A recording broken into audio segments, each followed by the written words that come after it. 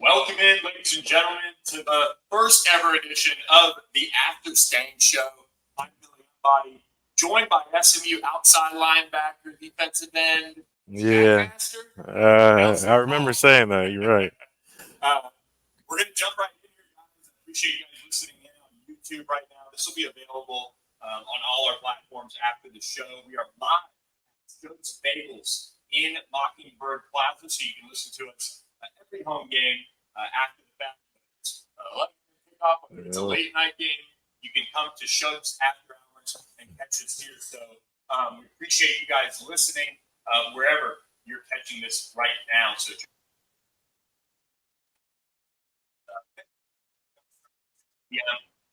so swing by tonight and pick up a little late night rub. So let's get right into it. Nelson, you guys were able to dispatch Louisiana Tech 38-14. You got one of the sacks in the game.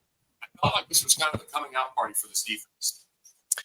I mean, yeah, everybody was really excited, really to get the first game going, and it was really about putting our fundamentals together. And we had a game plan and we executed it perfectly. And it was the results show. We hit everything on the dime.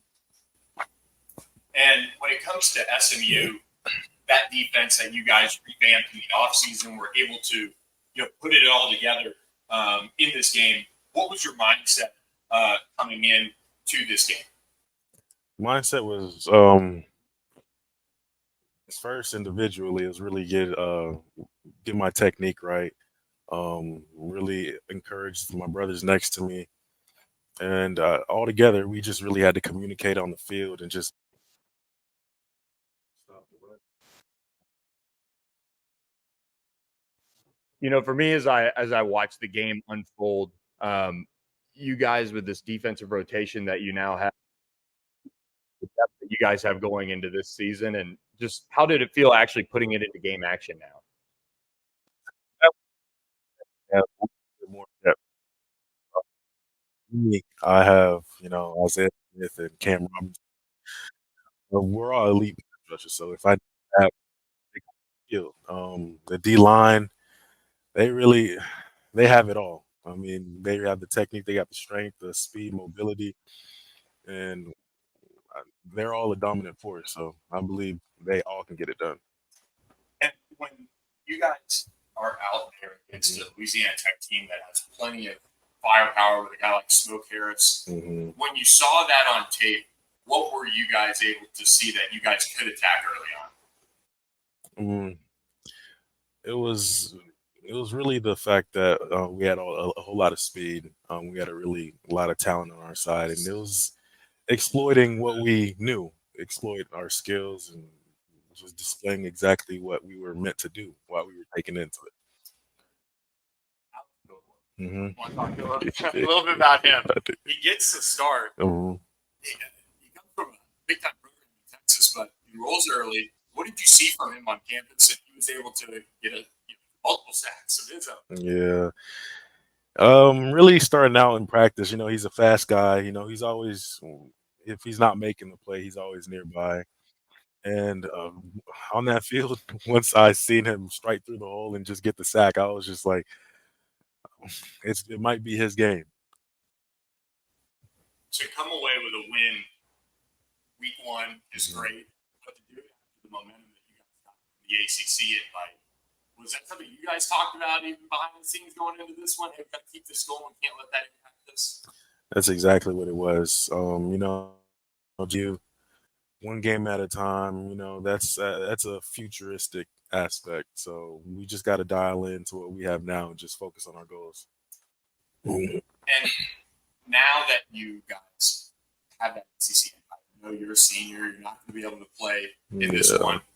What does that mean for the school from your perspective? This school has a history of success, and it never dialed down. So I'm pretty proud of the program on achieving this huge milestone. And I'm not going to be there, but all my brothers that are right behind me, I can't wait to see what they do in the future, and I'm wanting to see what they really bring to all these other schools. Preston Stone and what he was able to do in this game, managing the offense.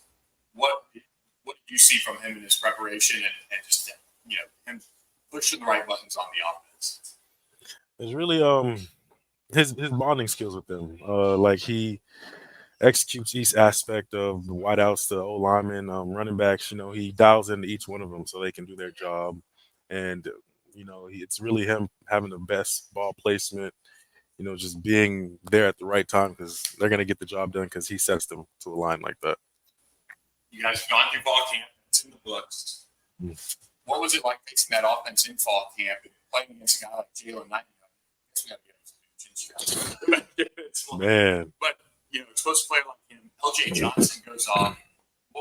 Did y'all meet your expectations that you've seen them out there on the field?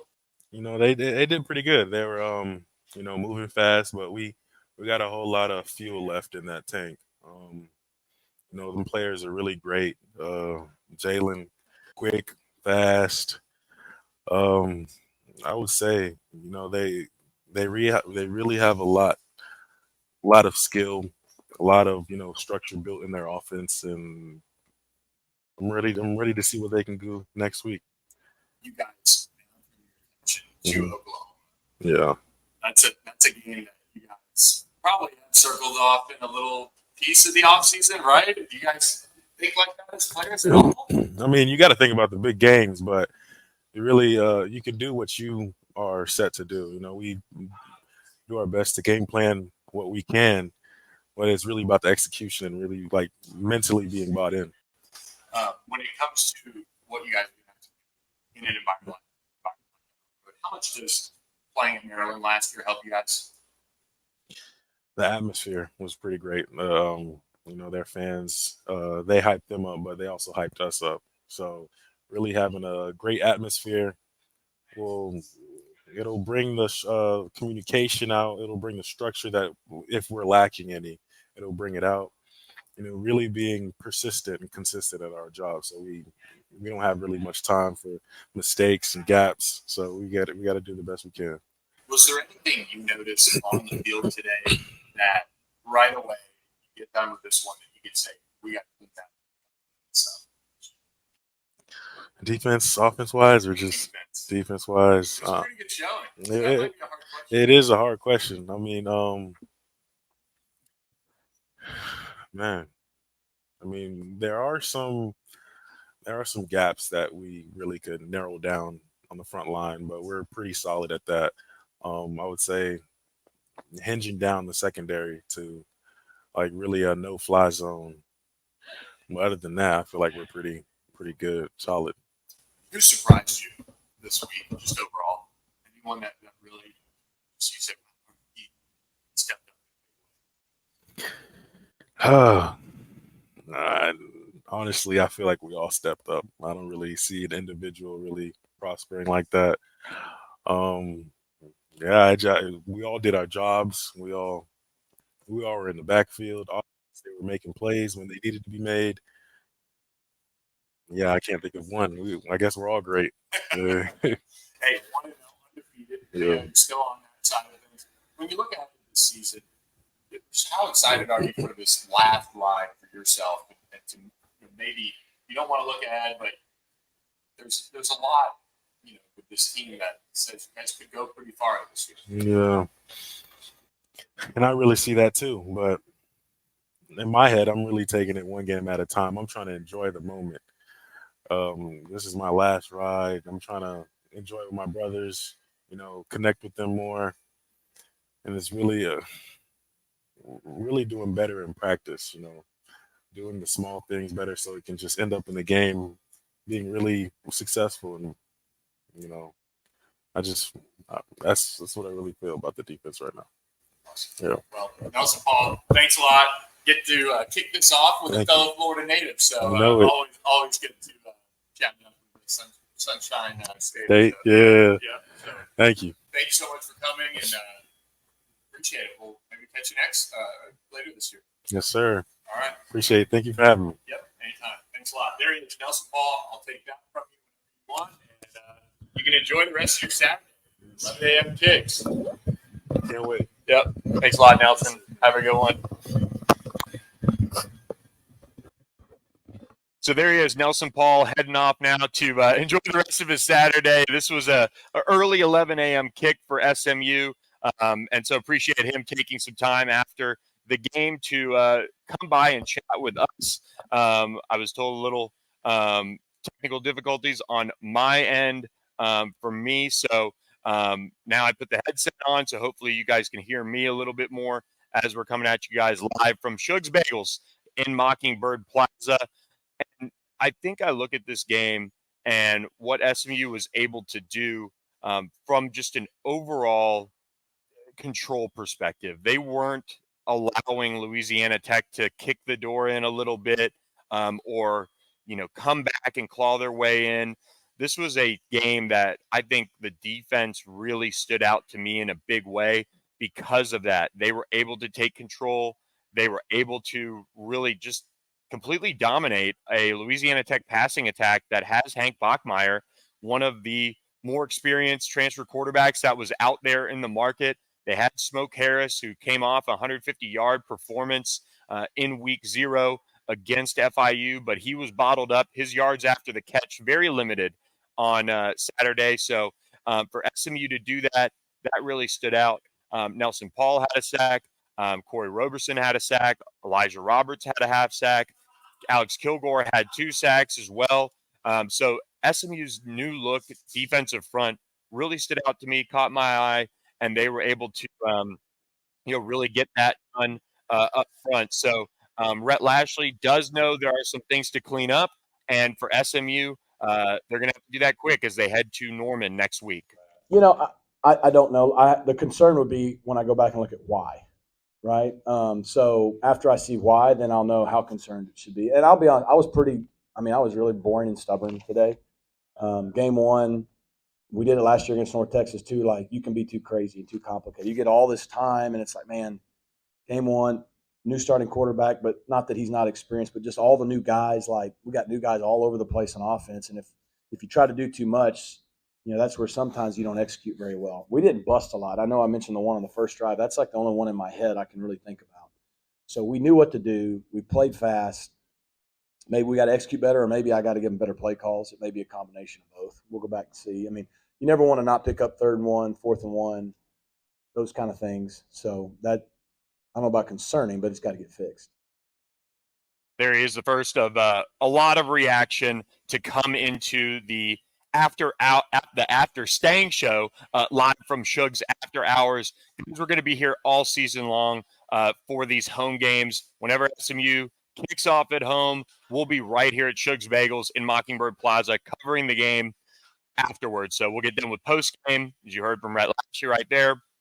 We've got some Alex Kilgore and Preston Stone reaction to game 1 as well that we'll get to. But look, I think everybody watching the SMU football team going into this one, a lot of them were wondering how would all of this come together for this team with so many new faces. 25 transfers were added to the team this year.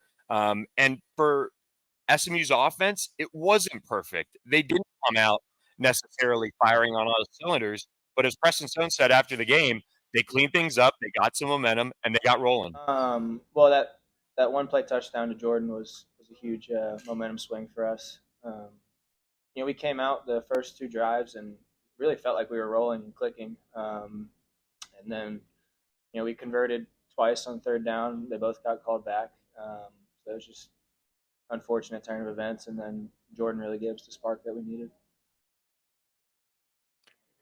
And for Preston Stone, he goes out in his first career start at Ford Stadium. He started last year against Tulsa, but this year he got that first career start at Ford. He finishes off his first start in Ford, 23 of 37 for 248 yards, 3 touchdowns, no interceptions, wasn't sacked, and he was also able to add 3 carries for 11 yards.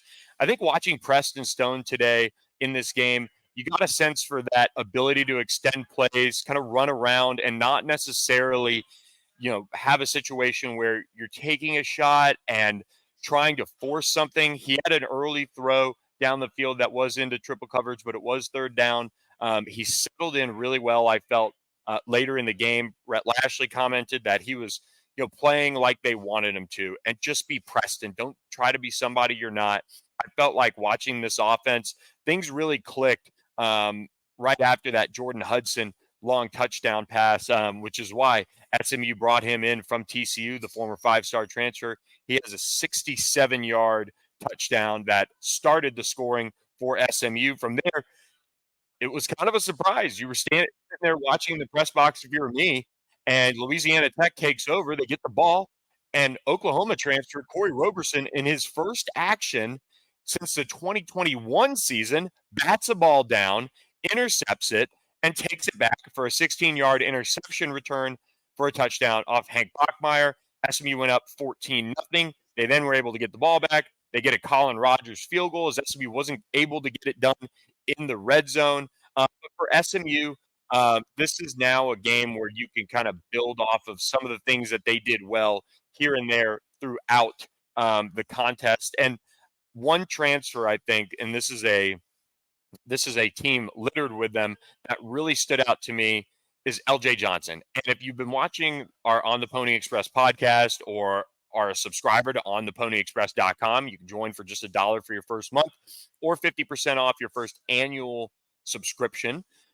We've been talking about LJ Johnson since the spring because he came on so well for SMU in the spring, and he had a great spring game. He followed that up with a strong fall camp.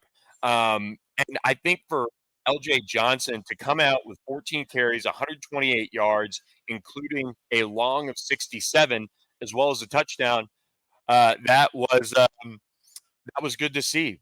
And he complimented Jalen Knighton really, really well. I was giving the thumbs up. Nelson Paul was checking on our audio outside. We've got a speaker set up out here. So once after hours does get going at 6 p.m. and beyond for some of these games that are later, we'll be having a live broadcast out here. We're going to try to get a way to get our questions live from people who are maybe having a bagel out here or whatever. But LJ Johnson, Jalen Knighton complimented each other really well. Jalen Knighton comes in as the Miami transfer, 17 carries, 66 yards, and really was able to kind of chip away at that defense with his physical style of running.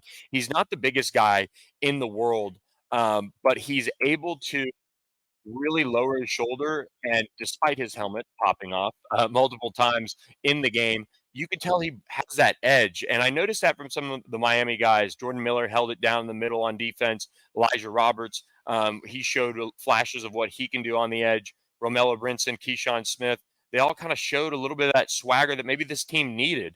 And I think it started with Jalen Knighton today. So he had a really, really good performance. I felt like it was just kind of tough sledding for him at times.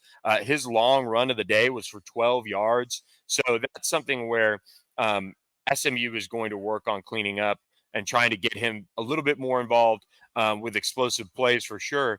But he was able to also catch some passes as well from Preston Stone. So it was a good day in that regard, kind of getting those guys into the mix early for SMU. Jalen Knighton finished with 2 receptions for 6 yards. He would have had some room to run if he maybe would have gotten the ball a little quicker on a flat route, but it was not to be. So I think for SMU, they were able to manage the overall tough situation they were put in with the ACC in a way. You have that excitement from Friday. I mean, I can't imagine how you focus on a football game when players are thinking about Clemson and Florida State coming to Ford Stadium in 2024. You've got Louisiana Tech barely beat FIU. They're coming in. SMU's at home. All those things, but they were able to circle the wagons and really kind of focus on that. And I think that was really important. That's a concern. I mean, look, yesterday was a real positive distraction, but still, it was something that was dominating the news cycle and dominating the things here on our campus and in our city. And I thought they did a really nice job of focusing on and being present. I mean, we know what that means for the future, but the present was today and this season. And I thought you can tell the way we came out and played in the first half, they did a nice job of not letting that kind of get in the way. Obviously, it's very exciting news and something that that was very exciting for us to hear. But at the same time, it's not necessarily at the forefront of our mind. Our main priority, main focus is trying to do everything we can to bring this university the first championship it's had in 40 years. And we're in the AAC right now, so that's where our head's at right now. But obviously, that's something that we're all really excited about. So SMU was able to focus, lock in, and get the win at home, 38-14 on Saturday against Louisiana Tech. And for those of you joining us now on our live stream, we are at Shug's Bagels in Mockingbird Plaza. They have Shug's after hours beginning at 6 p.m. So stop by for a bagel. We'll be long gone. They've got all sorts of good stuff that people can get. But because of the 11 a.m. kickoff, we're here all alone. But we do have a speaker outside, so if you were around, come say hi to me now, as Nelson Paul joined us earlier in the podcast. For SMU, looking at Alex Kilgore, and if you've been a longtime listener to the On the Pony Express podcast, we've been a big proponent of Alex Kilgore and what he's going to bring to SMU's defense. I made a comment to somebody, and I'm sorry to Alex for putting this on him already, but I think he's somebody that when we looked at him as a recruit, I was trying to put together this case that he should be a 4-star, and I'm a big believer of that. And the reason why is I just felt like with what he did at Katy Paytow, both sides of the ball, state champion, excellent student, and just has that frame that you can't teach and that athleticism that's really impressive. I felt like he was going to make an impact early. And honestly, it wouldn't be surprising for me to see him be the highest drafted SMU player in recent history on the defensive side of the ball. I'm that high on him long term. He's obviously going to be playing a ton of football in the ACC. And for Rhett Lashley, they're very high on his future as well. Yeah, I think was it the first, second, third play somewhere in there? He got a sack. Yeah, Alex is a special freshman. I mean, we think he's going to have a great career here, and he can run. He's very instinctive. He just knows how to play the game, and I think he shot a gap there and made the play. And you know, we think he's going to have not only a big year but a big career. And for Alex Kilgore, I mean, he finishes up his day with 2 sacks, and he actually got a hit late in the game on Hank Bachmeier. So he probably should have had maybe one more pressure on there, but finishes with 3 total tackles. He had 2 sacks for 12 yards lost for Louisiana Tech. That's a terrific start for him. And for him to make his impact early, I think really helped him. And I actually asked him after the game, have you always been able to adjust quickly to either a rising competition, or have you been comfortable in tough situations early on? And here was his response. Yes, I guess, especially from last year. But I can say Coach Crum, Ahmad, all those guys in the linebacker room we've all prepared well enough that it almost wasn't even like it was a game. You know, we've all prepared really good throughout the week and from fall camp, spring ball, and everything. And I mentioned that Katy Paytow program in particular because they do have a lot of talented players that have come out of there. David Hicks, who's going to suit up for Oklahoma. He's a really talented football player that they're getting right off the jump. Texas A&M. And David Hicks, the defensive lineman who's a 5-star, and Damian Sanford were 2 of his teammates on that Katy Paytow defense. And, Alex Kilgore, I saw Damian Sanford. I saw Alex Kilgore. I felt like Alex Kilgore was a higher upside guy. But one thing he'll tell you is that Katy Paytow program really prepared him for the next level. And he came in January and, his head was kind of swimming a little bit. But Scott Simons, the SMU defensive coordinator, and we've talked about this, wrote about it on the site. If you ever ask him about Alex Kilgore, he gets a little bit of a grin on his face because he knows how good he's going to be long term. But ultimately for Alex, him being able to step in is a product of that competition down there at that Katy area program. Being around talent, because I think a lot of what people struggle with is competition. I wouldn't even call it competition, just hanging around a lot of talent around you and just having David Hicks as a defensive lineman helping me out. Damian Sanford, we've always competed. When David Hicks came in, it was always us 3 practicing, doing moves, just creating things, anything that could help us improve our game to the next level. And it's kind of like this here. So Alex Kilgore, definitely one of the players of the game for SMU in this case. Another thing I think that I took away from this one is watching the SMU secondary. I think they're a unit that has played with a little bit more of an edge now that they've added a guy like Jonathan McGill. He made a big hit early in the game. Charles Woods, he did get called for a pass interference penalty kind of right after SMU had not gotten a couple calls go their way that Rhett Lashley was kind of fuming about. But with Charles Woods, he had a pass breakup. He is one of the more athletic guys out there. You see that burst that he has when he goes to break up a pass. He had a really just excellent textbook breakup in this game. So he's kind of a game changer for SMU in the secondary because they haven't had a lockdown corner in quite some time. So I felt like the secondary was a positive for the most part. The job they did on Smoke Harris, who absolutely lit up FIU last week, his final stat line, 7 receptions for 47 yards with a long of 22, which means he caught 6 balls for 25 yards on the other receptions. He was targeted 10 times, and he only had 12 yards after the catch. Big note there as SMU was able to keep him in check. We are live at Shug's Bagels in Mockingbird Plaza. They open at 6 p.m. for Shug's after hours, so swing by then and get yourself a bagel. They've got great sandwiches, great staff here. Appreciate them for letting us stop in here each week for SMU home games and film this post-game show. When SMU is on the road, we're going to be doing this from the comforts of my home, so excited about that. Don't have to wait around for post-game. But for SMU, one of the things that I think that they've got to clean up heading into Norman next week is they have to clean up the kicking game. And Colin Rogers missed 2 of his 3 field goal attempts. He did make a 34-yarder. He was perfect on extra points, but he missed a 49-yard field goal attempt, and he missed a 36-yard field goal attempt that clanked off the upright. And I think he's a guy that coming off of an injury he got, I think it was his back. He got that cleaned up in the offseason, didn't do much in the spring at all, went home, worked on his craft, was able to kind of focus in on that. For him, I think this is maybe something to keep an eye on just over the course of this season because, he came into SMU and kickers are really hard to evaluate. You could be the number 1 kicker in the country. You can be the number 2 kicker in the country. Sometimes they work out, sometimes they don't. But one thing that does take time sometimes is for these guys to hit their stride.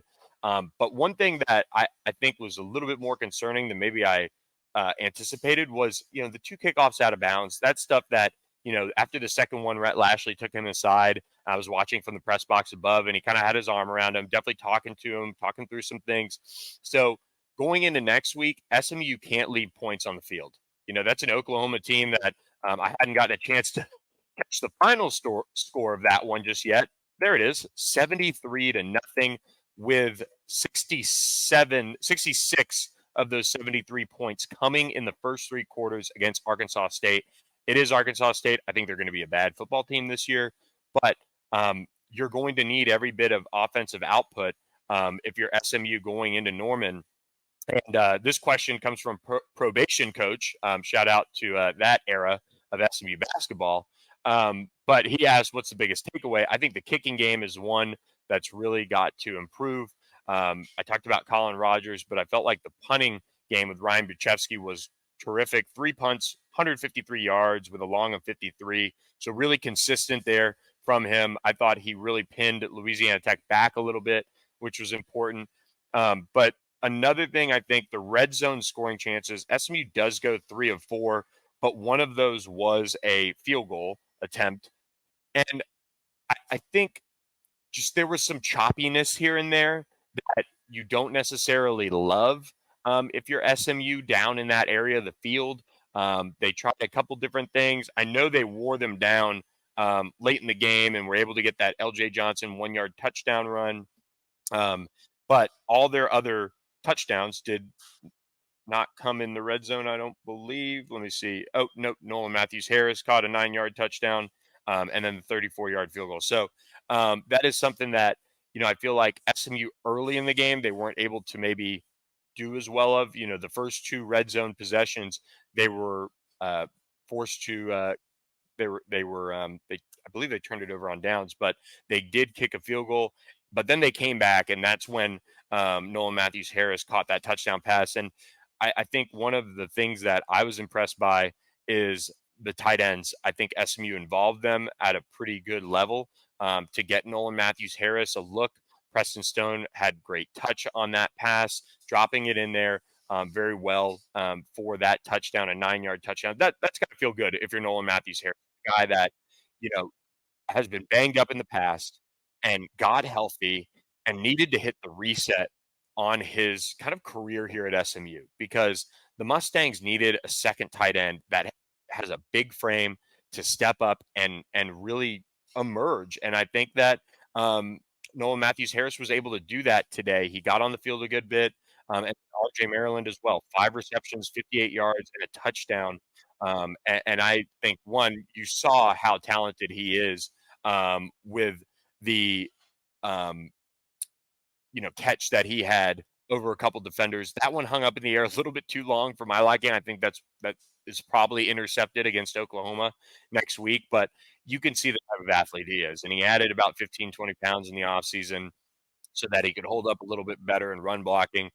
He's really been terrific in that regard. So the tight ends were a really big plus in terms of need to work on. And Rhett Lashley kind of talked about this a little bit post game as well, but we'll kind of save that for you guys. It's the full videos on our YouTube channel right now. But he said, he was stubborn, and he really, it sounded like he wasn't trying to show too much, because he referred back to the North Texas game last year where they were kind of vanilla. And honestly, I might have to go give that game thread a read on our message board, because he didn't want to show that much. But one thing I would counter and say is that they do have that jet flip sweep play, however you want to call it, in their playbook. And it really didn't do much for me this game. And I know it's game one, could be a timing thing, but there was opportunities for Jordan Curley and a couple others there to maybe pick up some yards and make some plays,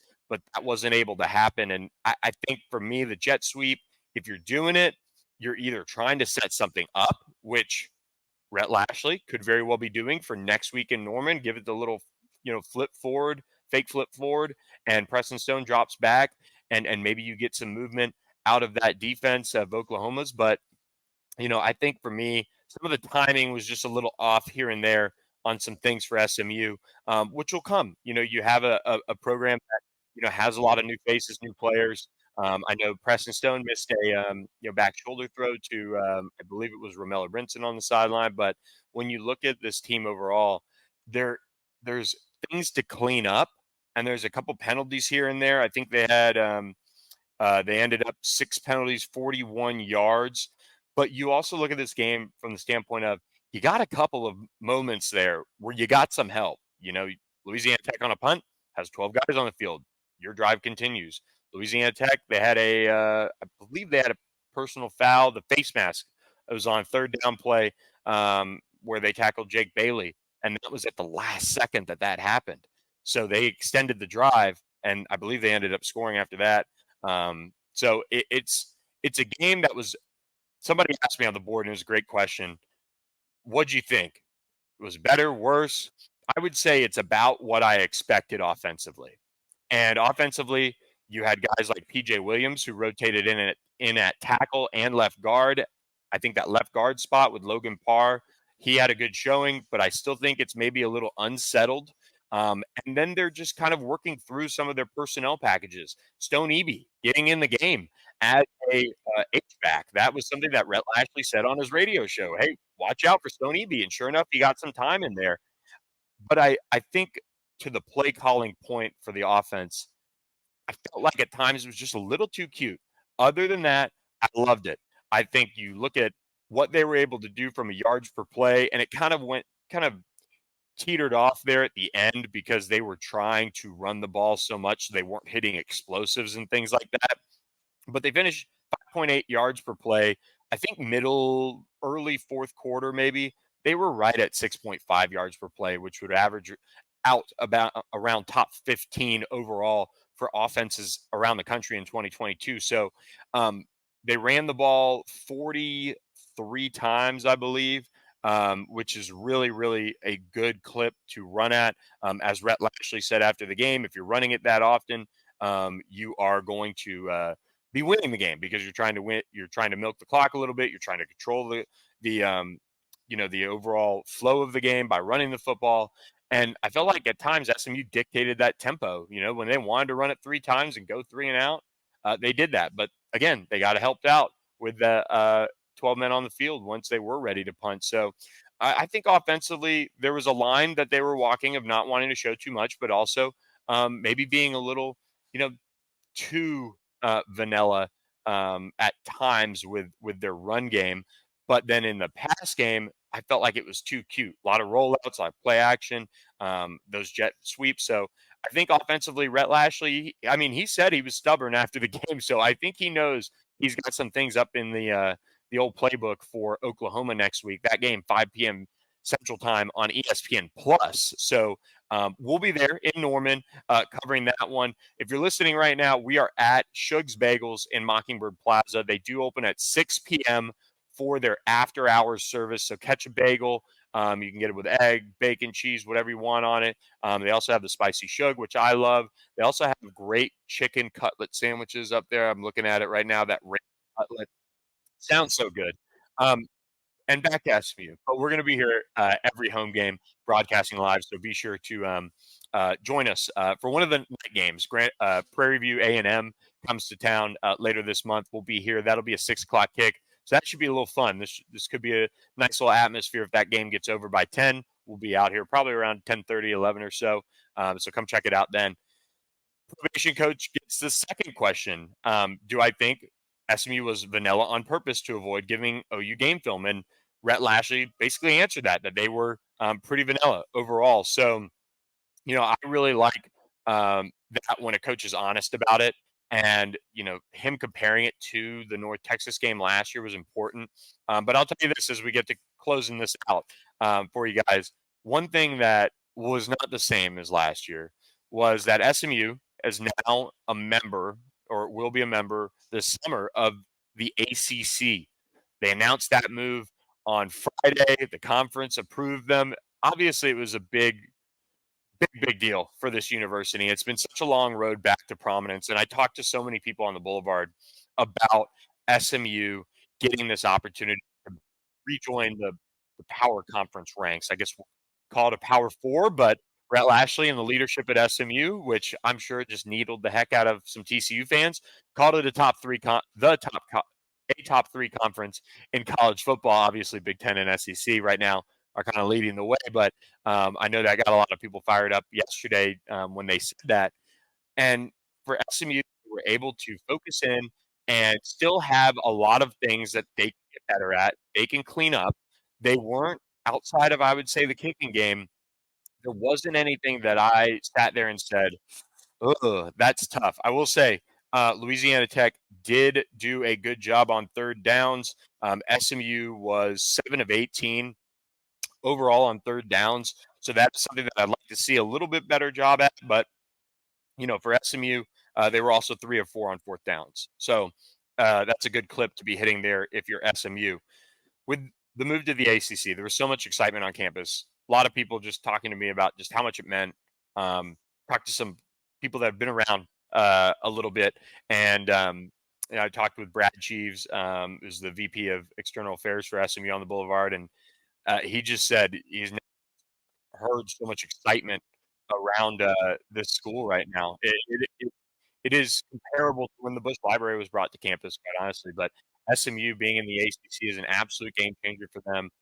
They're going to be able to capitalize on this both athletically and academically with how they bring in students, and also, of course, with money being brought in. I know the 9 years is a lot to forego, but that's why SMU has a lot of people that are ready to stroke that check so that they can make this happen. And they did.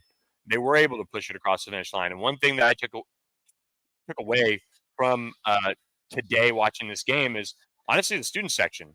They were there pretty much on time, as much as you can be for an 11 a.m. game when you're trying to enjoy the Boulevard.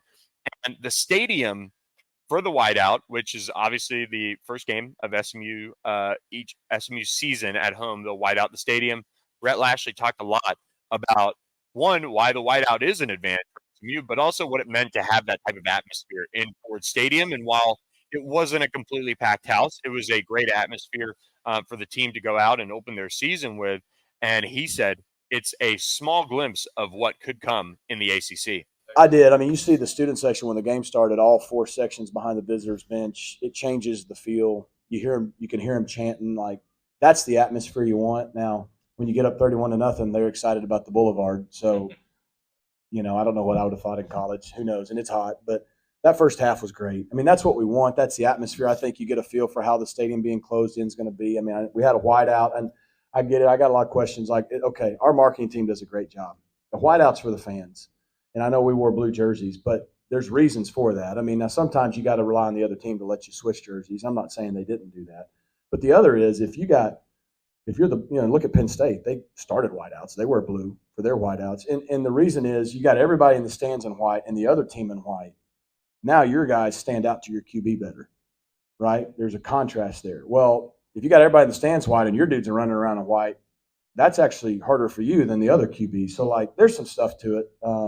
So if anybody wants to be wondering why we wore blue jerseys, they can ask me. But the whole student section in white, they were loud. It was great, and I think that's what you're gonna see down the road here for a home environment. It was pretty funny to hear him talk about how the whiteout actually helps them offensively, and that's why they wear the blue jerseys. I know that's something that has been talked about here and there through the years, so it's funny that he even addressed it. Couple quick notes as we close out. Kamar Wheaton was suspended for the first game, dating back to an academic deal in the summer where he missed some class. So Rhett Lashley and his staff kind of held him accountable for that.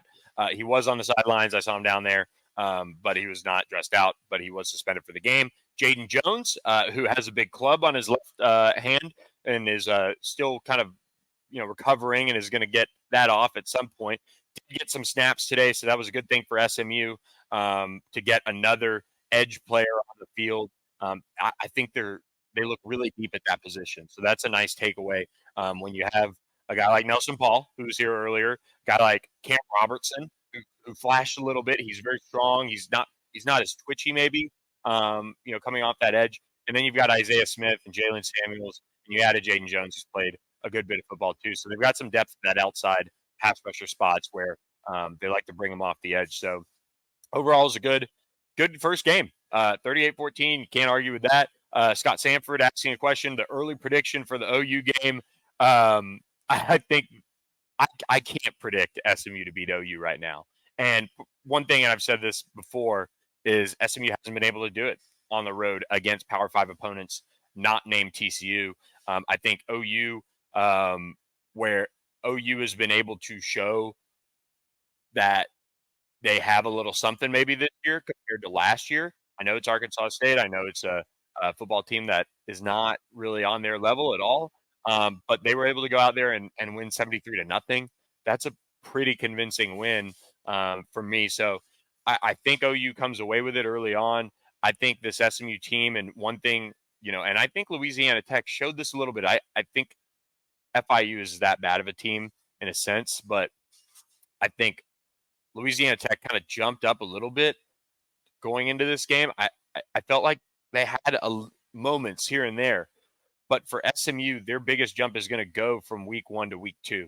They've played, they have things to work on now instead of, looking up the same practice footage of the SMU offense going against the SMU defense. Now they have some real takeaways to clean up, and they have plenty of time to do that. I mean, the day is still young on Saturday, but our coverage at Shug's Bagels is wrapping up here. But an early prediction for this OU game as we get out of here. I think right now I'll pick Oklahoma 38, SMU 28. I think that's probably where I'm at right now. I'm interested to see what the line is going to be when it comes out. But for SMU, this is a good first step. They've got some things to clean up. They've also got some positives to take away from this 38-14 win over Louisiana Tech. So, guys, reminder, subscribe to ontheponyexpress.com. $1 for your first month. We had tons of people sign up on Friday when the news dropped about the ACC. You could also subscribe for 50% off annual subscriptions as well. So join us for this football season as SMU plays out its final season in the AAC before moving on to the ACC. Going to drop some recruiting notes this week, as well as SMU now with that Power Conference invite is looking to flip some top targets on their board. So with that, guys, I'm Billy Embody. This has been the After Stangs Show, live from Shug's Bagels in Mockingbird Plaza. We're here every home game, post game, and we're looking forward to doing this all season long. So appreciate Shugs. Check them out. After hours starts at 6 p.m. Central. You can order your bagels and get it going. Appreciate you guys for listening. Thanks for being with us and submitting some questions as well. So we will catch you guys next week on another edition of the After Stangs Show.